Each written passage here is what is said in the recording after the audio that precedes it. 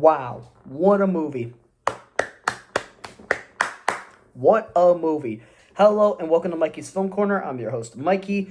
Today we're going to be talking about this little guy's new movie, the SpongeBob movie, The Search for SquarePants. Spoilers ahead. And I high-key recommend watching the first SpongeBob movie from like 2004 before seeing this.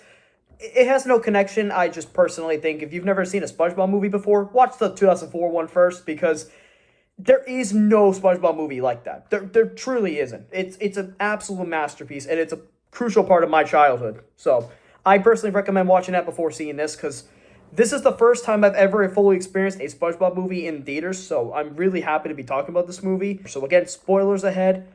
If you don't want to hear it, you can just skip on over to the ratings somewhere at the end of the video. Let's just jump right in. Let's start off with, what is this movie?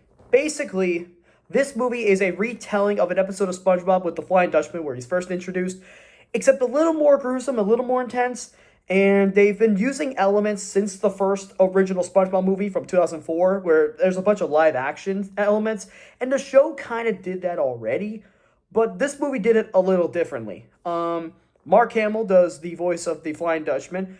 I think also the live action version of the Flying Dutchman, could be wrong about that. I'll have to fact check that.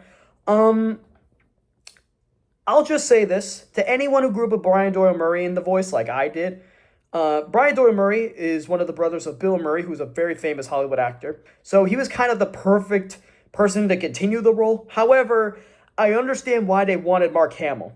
Mark Hamill, aka Luke Skywalker, he does great with voice acting. Specifically, he was the Joker in the Batman animated series in the 90s. He did a bunch of supporting roles in movies this year. He did a Stephen King movie called The Long Walk, which I still haven't reviewed yet. I'm still going to do it.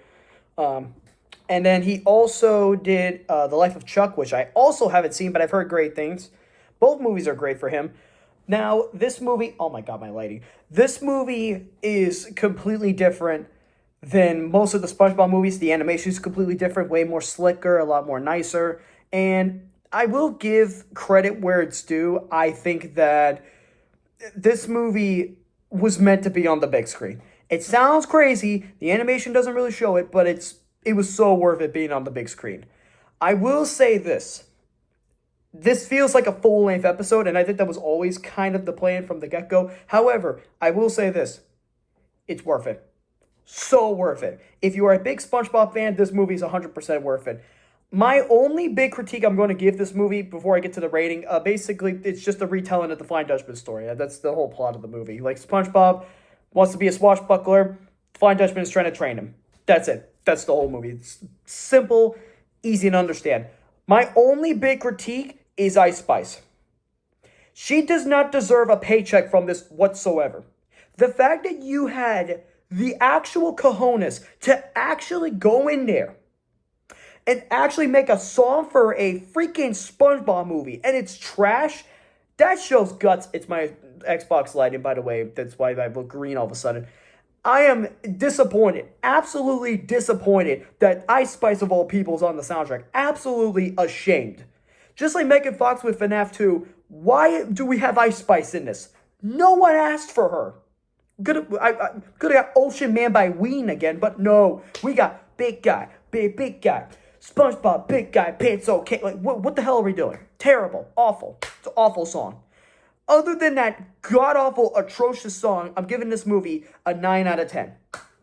That is my rating. I'm locking it in. It is a masterpiece of a film, and it's one of my favorite animated films of the year.